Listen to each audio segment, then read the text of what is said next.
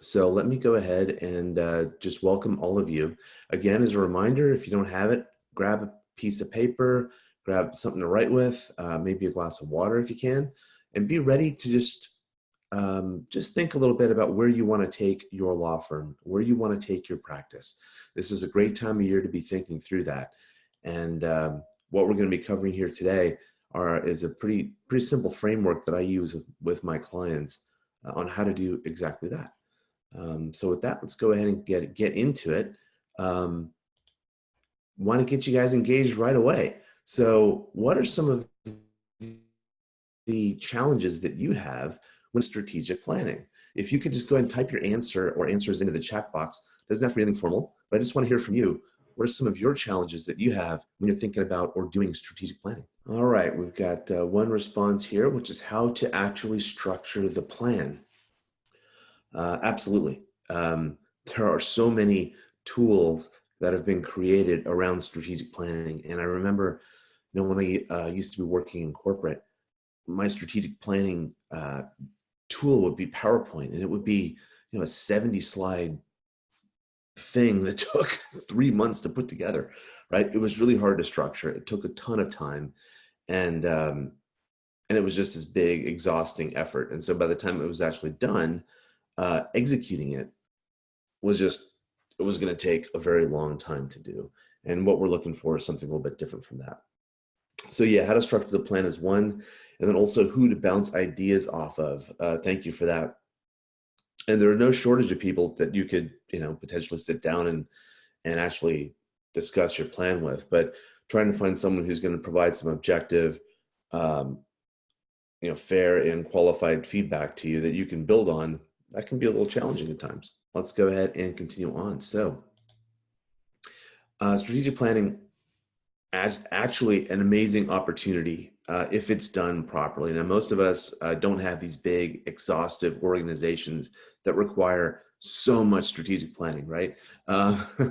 We want to keep planning really fast. So it doesn't bog you down because you have enough things going on as it is. It's super fast. It's really efficient so that not only do you have the time to do it, but you have the time to execute the plan. So that's the first thing we want in a good strategic planning tool, is that it's really, really fast.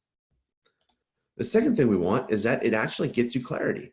It gets you clarity into your practice. It gets you clarity into the book of business you're trying to build. It gets you clarity into the kinds of clients that you want. And sometimes it even gets you clarity into the work-life balance that you're striving for.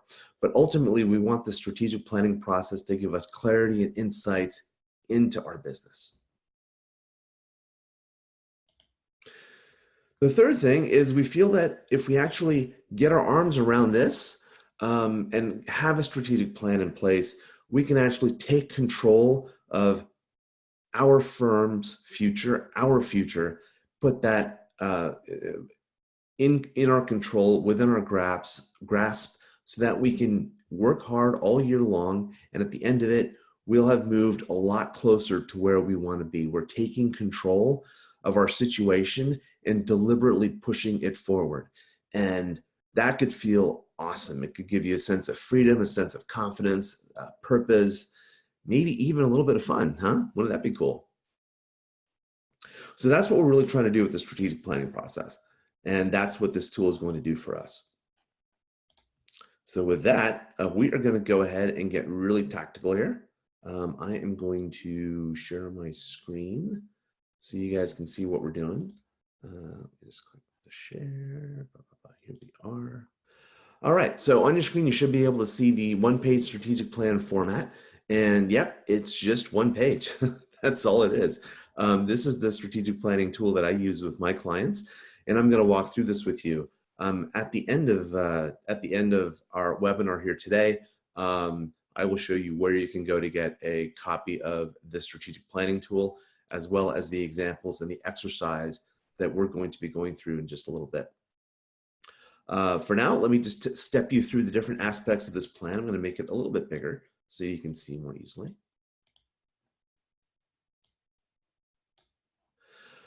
All right, one-page strategic plan, who it's for, so that either your name or the name of your firm goes in there. The date's pretty straightforward. We're going to step through each of these in a little bit. Vision, this is the vision for your firm or your practice. Values, the values that you hold dear and that are dear to your firm. Your UVP, that stands for unique value proposition or unique selling proposition. And that's actually what sets you apart and makes you or your firm unique. And like I said, we're going to be covering all of these in more detail. I'm just giving you a quick overview here. Goals from 1 to 3, right? You can have as few as 1, as many as 3, but because most of us are at small firms, we don't want to have like 5 goals, 10 goals. It gets overwhelming. So we want to just focus it on 3 goals. From those goals, you're going to get some metrics. Metrics are measures of progress. So you can track how you're doing in terms of moving forward and achieving those goals. So once you have goals and you have ways to measure them, you got to go achieve those goals, right? Create a plan, come up with some way to do that. And one of the ways that you go about achieving your goals is by leveraging your strengths. But that means you got to first know what your strengths are. So there's room here for your top 3 strengths that either you or your firm has that you can leverage to achieve your goals.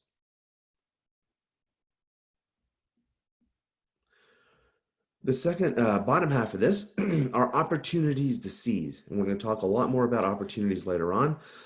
But leveraging your strengths and opportunities is how you're going to be able to achieve your goals. And sometimes your goals may be focused around avoiding and solving challenges and issues, right?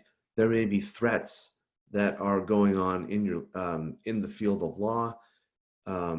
For example, competition moving in or changes in the law or more online-based services that are poaching your clients, those kinds of things, those are threats.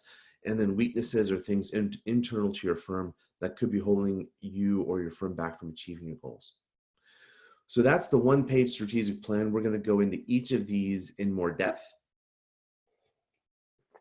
And we're going to go ahead and start now. And as you have questions, please go ahead and type those in the chat box, because I guarantee you, if you have questions, other people probably do as well.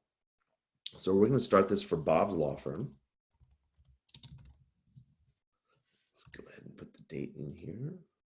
Can you believe it's already the 8th of January? That's crazy. All right, vision. We start with vision.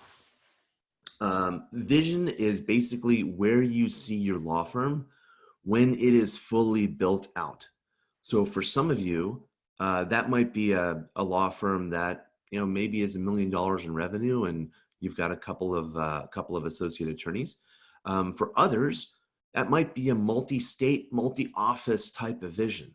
And for other people, maybe it's more of a lifestyle thing. Like, I earn $300K in income and I work 45-hour weeks and I take 4 weeks off a year, right? Whatever your vision is for when your practice is fully realized, when you can sit back and say, you know what, I think I'm done. This is like my perfect practice. That's what we want to see go into the vision box. And I know that can sound maybe a little bit squishy. So take a little bit of time now on your piece of paper and just write out, if your practice was perfect in every way, what would that be like to you? And what are some of the characteristics that would include? And I'll give you some examples as you're thinking through this. What kinds of clients would you serve? How many employees would you have? How many partners would you have? How many office locations might you have? What areas of the law might your firm be practicing? How much income would you be making? How many hours a week would you be working? And how much vacation would you be taking off?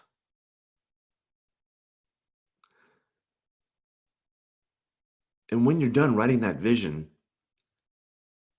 you're kind of on the right track when you step back and look at it and go, man, if I could have that, I would be delighted.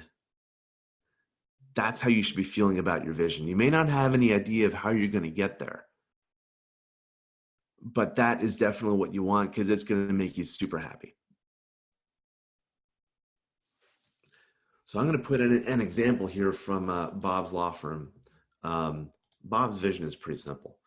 Bob wants to be the go-to employment law firm in California. So in Bob's case, the vision he's putting together is more driven around his reputation, right? So if his law firm is the go-to employment law firm in California, that's saying a lot, right? That is going to be quite the firm. And there's a lot of things that Bob will have to do if he wants to achieve that vision. The reason we start with the vision first is what we're trying to do with our strategic plan is to make steps from where we are now to get closer to the vision that we have for our firm. In order to figure that out and what steps we need to take, we have to first set the vision. So the vision is the destination, and where we are right now is where we're going to be starting our journey. And that takes us to values. Everything in a firm comes from its values. And if you haven't identified your values yet, I guarantee you have them. They just haven't been identified.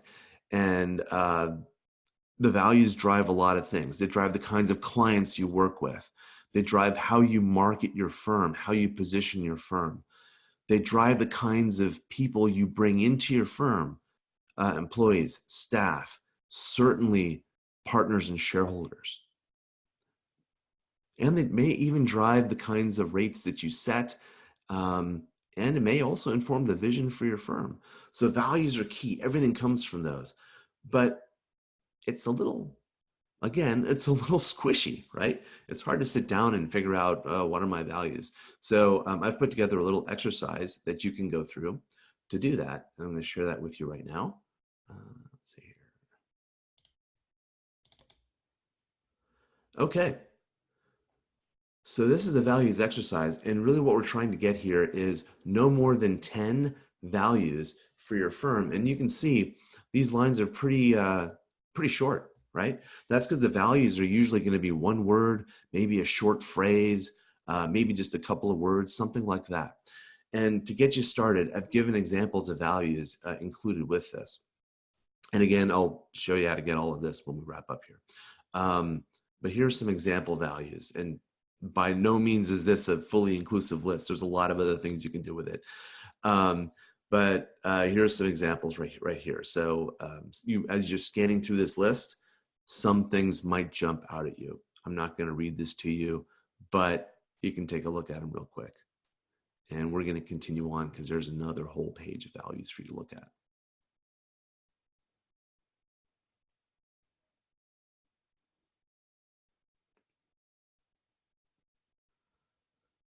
And the list just keeps on going.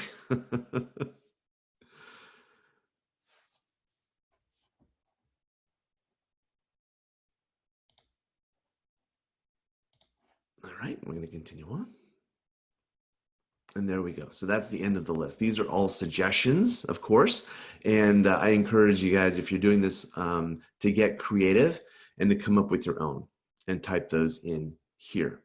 Once you type in 10 of them, you might look at that list and go, you know what? Actually, 4, 7, and 9 are the really important values for my firm. Or you might pick everything that's on this list. It's totally fine. But sometimes when you're looking at all 10, you realize some are more important than others, and that there's only some that you want to capture in your strategic plan. So let's bounce back to the strategic plan here, and let's put in Bob's values. By the way, I assume everyone knows this, but this is a completely fictitious law firm, right? So Bob's values are clients first, pursue opportunity, commit to excellence,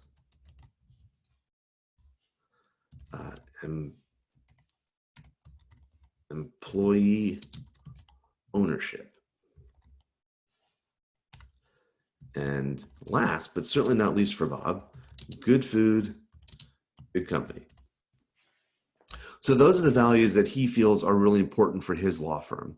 And some of these are kind of playful, right? And they're not all totally serious, but you can see how it would inform, if they really live these values, how it would inform what they do. Clients first. Boy, oh boy, if that is one of your core values, you have got to maybe make some changes within your firm, right, to enforce that and make sure that that continues to be the case. If pursue opportunity is a value, the firm's probably going to be pretty aggressive in their marketing and their growth efforts, right? Commitment to excellence. So that implies that they're spending some time on being really good at everything that they do professionally. Employee ownership. So this is clearly stating that they are going to be actively bringing in new shareholders and probably promoting from within. And then the last playful one is good food and good company, meaning they want a collegial atmosphere, and they want to provide food for their employees, and not just food, but good food, right? That was really important to them. There's no right or wrong here. But what's important is that these values should be what your firm currently has, or the values, if you're a solo, that are really important to you. Not so much the ones that you want to aspire to, unless you're really interested in making changes. Whichever route you choose, whether you already use the values that you have, or whether you choose a set of values that you want to aspire to, this works only if your law firm reflects those values. And it may be that you have to make some changes based on that. All right, that takes us to unique value proposition. Unique value proposition, as I mentioned, is what sets you apart, ideally what makes you unique. That, though, is a really tough thing to do.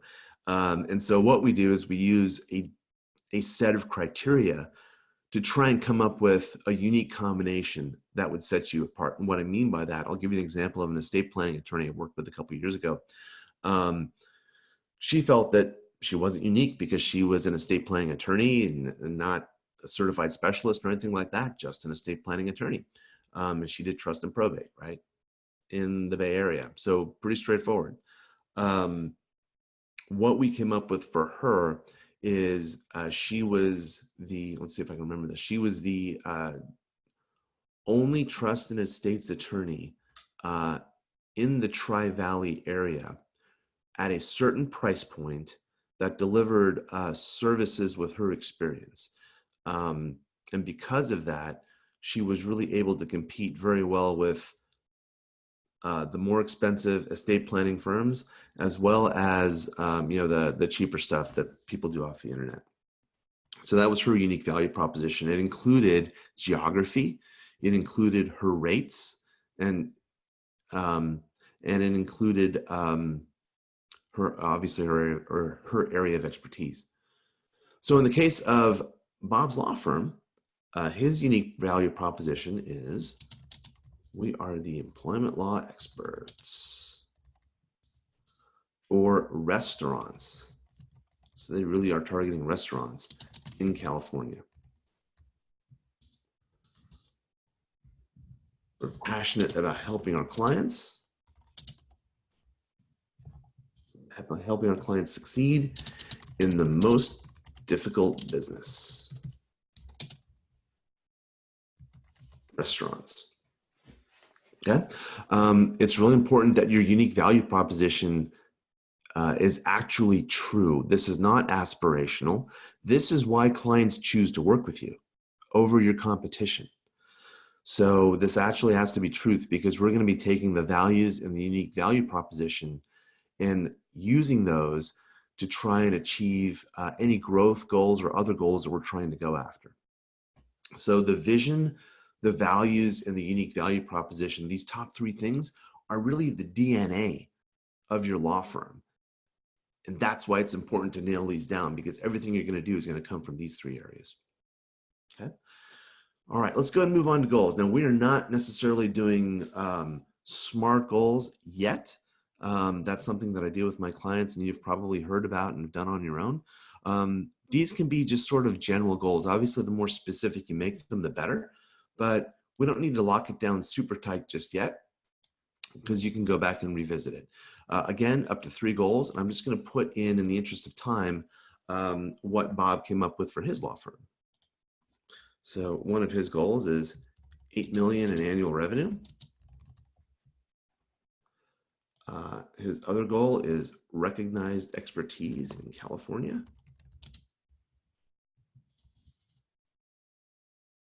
And his third goal is to retain top talent. Okay. The way he's going to measure these things as best he can, that goes in key metrics. So for 8 million in annual revenue, he's going to measure his monthly revenue. Currently, he's at 416K per month. And if he wants to get to 8 million a year, he's got to be hitting 667K per month. Okay, that's the run rate.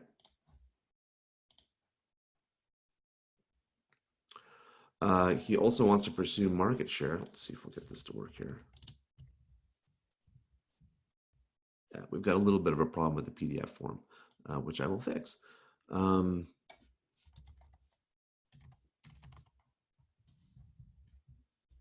Okay. And just like you did for the monthly revenue, you can put in, or Bob can put in his market share if he wants to be a recognized expert in California. And then he's got to figure out a way to measure that market share. That's the tricky part. And then as far as retaining top talent, his metric for that would be percentage retention of the top performers in his law firm. And right now he's at about 50% retention over the course of 12 months, which is not great. And he wants to really take that up to 80%. Okay, so those are examples of metrics. The way it's supposed to be is that each goal has one way to measure. So for the $1 million revenue target, you're measuring monthly revenue. For expertise, a recognized expertise, you're measuring market share. And for retaining top talent, Bob is measuring how many people he actually keeps within his firm over the course of a year that are top performers. All right, so those are some pretty aggressive goals, right? Going from 416K per month to 667K while retaining some great people and really growing market share from about 1% currently to about 5%. So really bringing in a lot more business. And in order to do that, he's got to leverage his strengths. And so he identified two strengths. Strengths, by the way, are internal to the firm or internal to you. There are things that, again, that might be very close to your unique value proposition, or they might be something a little bit different, but it's internal to you and it's internal to the firm. So in Bob's case, great culture. The firm has a fantastic culture and it's a fun place to be a lawyer.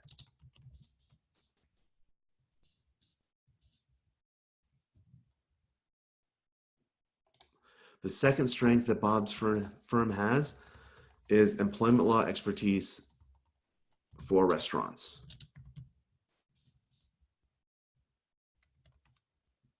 And that's it. That's really all he's got. Those are the two things that are real, true strengths for his firm compared to his competition. That's really what he brings to the table.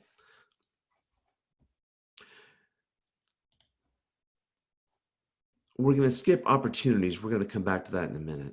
And we're just going to move on to onto weaknesses. We'll do weaknesses, then threats. We'll go from there.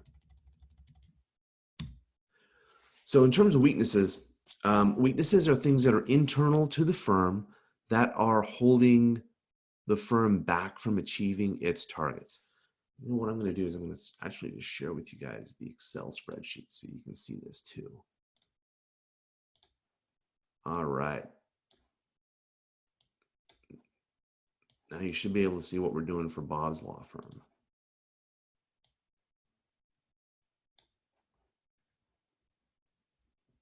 All right. So weaknesses are internal to the firm, or if you're a solo, again, those might be weaknesses that you have. In Bob's case, the weaknesses that he identified was their offices were only in the Bay Area.